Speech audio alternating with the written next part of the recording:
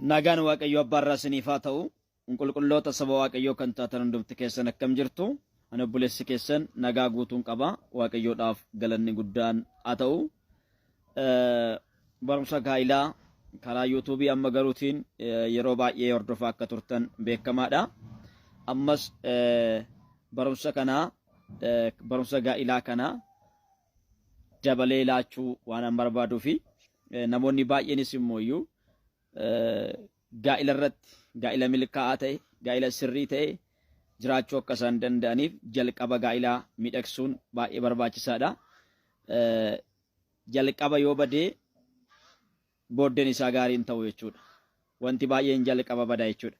Kanaaf namni filannoo gaafa badu booddee irratti wanti baay'een waan baduu fi filannoo gaarii filachuudhaa fi macaafa qulqulluurraa sagalee Waaqayyoo tokko walii wajjin ilaalle hundumti keenya iyyuu filannoo akka hin dogongorre filannoo sirrii akka filannu filannoo isa sirrii ta'e filachuudhaaf beekuun baay'ee barbaachisaadha. Filannoo isa sirrii ta'e filachuudhaaf beekuun barbaachisaadha. Maal beekuu qabna? Waaqayyo jalqabattu iyyuu gaa'ilaa hoodhu jedhee Addaamiif hin kennine. Addaam akka inni filatuuf balbala baneef malee. Filadhu jedheen filannoo kenneef. Bara si'anaa kana keessa namni gaafa ilaallu filannoo Addaam filate alatti yommuu inni filatu argaa jirra.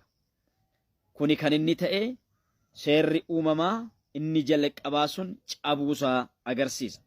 Haa ta'uutii ergaa koo har'aa keessatti filannoo baduu gaarii miti. Mata duree jedhuuniin isinitti dubbadha. Filannoo badde taanaan gaa'illi kee booddee bara jireenya kee keessatti itti jiraattu hundumaa keessatti filannoo jalqaba badde taanaan gaa'illi kee jeeqamaa ta'a. Gaa'ila jeeqamaa akka hin qabaannee fi filannoon jalqabaa baay'ee barbaachisaadha. Mee filannoo irratti Addaam akkamitti akka inni filate in ilaalla. Addaam maal filate laata?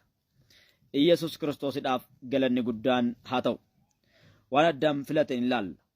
Seera uumamaa boqonnaa 2 lakkoofsa 18 irratti akkas jedha. Ergasii Waaqayyo gooftaan namichi kophaa ta'uun isaa gaarii miti.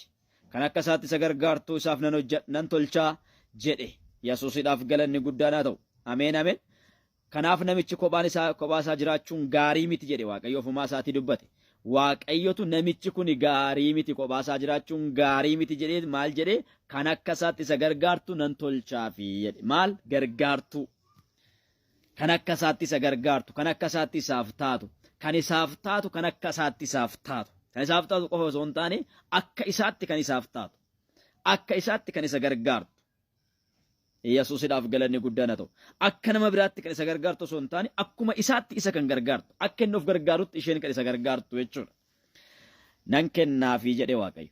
Kana jedheetu Waaqayyo namicha kanaafi gargaartuun siif hojjedha jedheeni yookaan immoo kan akka keetti kophaa taa'uun kee gaarii miti kan akka keetti si gargaartuun siif hojjedha jedheeni bu'aadhe erga ka'ee booda lakkoofsa 19 irratti akkas jedhee dubbata. Waaqayyo gooftaan biyyoo irraa bineensota bakkee hundumaa warra qilleensa keessa balali'an hundumaas bifa tolchee maal jedhee akka inni isaan waamu ilaaluudhaaf gara namichaatti in fideedha. Yesuusidhaaf galanni guddaan haa ta'u. Bineensota hojjete Waaqayyo jechuudha. Bineensa hojjete, jaldeessa hojjete, leenca hojjete, qeerransa hojjete, jawwee hojjete, bofa hojjete maal jedhee waama laata Addaam jedhee gara eenyu fidee? Gara Addaam fidee dhufe. Yesuusidhaaf galanni guddaan haa ta'u. Addaam maal jedhee waama? Kanneen keessaa gargaaraa kootii na gargaaraa akka kootti na gargaara jedhee filatamoo hin filatu jedhee ilaaluudhaaf Waaqayyo namicha ilaaluudhaaf. Maal jedhee akka inni yaamu namicha ilaaluudhaaf gara namichaatti fideedha.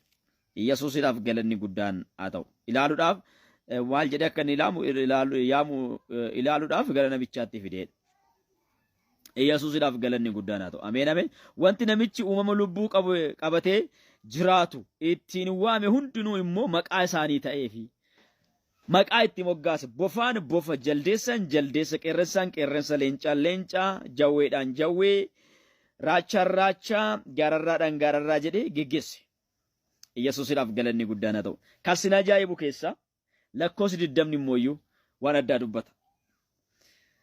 namichi horii qe'ee hundumaaf warra qilleensa keessa balali'anii ifis bineensa bakkee hundumaafis maqaa hin baase namichaaf garuu kan akka isaatti isa gargaartu hin argamne.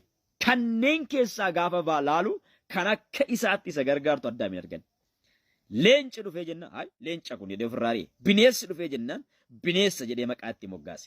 Kan nama nyaatudha kun.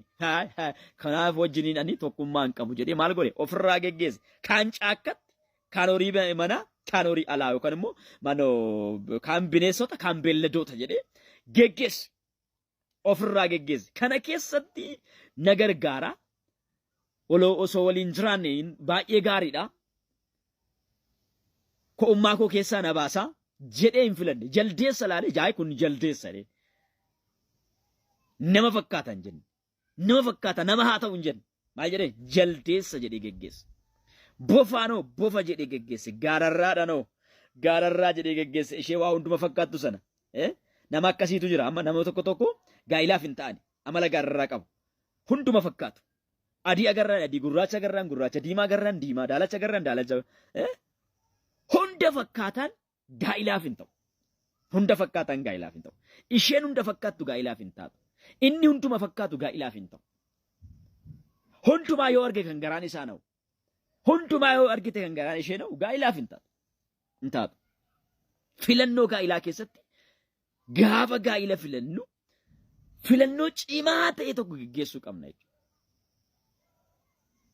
Bofaa'oo ta'e bofa jennee ofirraa geggeessu. Jawweedha kan nama liqimsu yoo ta'e jawweedha jennee ofirraa geggeessutu nurra jira jechuudha. Yesuus Kiristoosidhaaf galanni guddaan. Namichaaf kan taatu kanneen keessaa namichi waan hin arganneef hundumaa ofirraa geggeessa. Yesuus Kiristoosidhaaf galanni guddaan. Kana booddee Waaqayyo namicha filannoon namichaa isaan kan akka hin taane gaafa baru Waaqayyo ammallee filannoo itti aanu namichaaf kenne. Bineensotaaf beelladoota keessaa namichi kan inni filate waan hin turreef kan akka isaatti isa gargaartu waan hin argamneef bineensotaaf beelladoota keessa waan hin turreef amma namni kan bineensa filachuu eegalee malee amma namni kan horii filachuu eegalee malee namni namuma filata ture. Yesuusidhaaf galanni guddaan haa ta'u. Ameen ameen. Namichaaf kan taatu as keessatti waan hin argamnee fi ammallee Waaqayyo tarkaanfii biraa fudhate. Waaqayyo gooftaan namichi rafee akka inni of ilaalu hin godhe otoo namichi rafuu lafee cinaachaa isaa keessaa tokko fuudhee iddoo isaatti immoo foon guute. Cinaacha birgaa haa ta'u bitaa haa ta'u hin beekamu cinaacha keessaa jedhama caafni waan ta'eef jechuudha. Yesuusidhaaf galanni guddaan haa ta'u. Lafee cinaachaa keessaa tokko fuudhee erga namichi rafee booda lafee cinaachaa keessaa tokko fuudhee iddoo sanatti immoo foon guutee Waaqayyo gooftaan lafee cinaachaan isa namicha keessaa fuudhee sana dubartii tolchee namichatti geesse. Namichatti geesse. Yesuusidhaaf galanni guddaan haa ta'u. Amma hoo maal jedha laata addaa?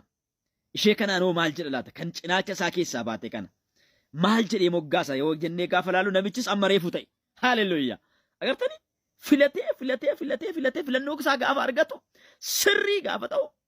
Raayit itti godheetiin maal jedhee amma reefu ta'e Waaqayyo hoodhu jedhee sitti hin kennu. Bara keenya kana keessa raajoonni tana fuutaa sana fuutadhanii raajii sobaa isinitti raajanii isin goyyoomsaa jiru. Raajummaadhaan gaa'illi ni ijaaramu. Gaa'illi filannoodhaan ijaaramu. Gaa'ila filatteeti malee raajummaadhaan miti. Seera uumamaan cabsinaa. Seerri uumamaa gaa'illi filannoodha. Yesuusidhaaf galanni guddaan haa ta'u. Filattee gaa'ila keessa seenta malee sagalee raajitu naabee ishee akkam fuudhu minaamin sobduudha kuni raajota sobdootu isin burjaajessaa jira irraa of eeggadhaa. Amma reefu ta'e lafeen ishee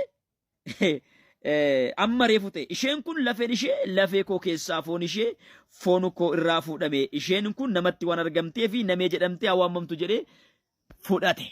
Isheen kun kan kooti jedhee fudhate. Ishee tanatu naaf ta'a jedhee filannoo sirrii Addaam ni filate. Filannoo sirrii filachuudhaaf Yesuusidhaaf galanni guddaan haa ta'u yeroo si gaafata obsa si gaafata obsitee yeroo kee eegdee obsaan filannoo sirrii filachuu qabda malee ariifattee bineensa irra hin bahin ariifattee jaldeessa irra hin bahin ariifattee bofa irra hin bahin ariifattee jawwee irra hin bahin ariifattee gararraan harkaan hin qabatin sitti geeddaramee amala isaatti jijjiirratee si gatee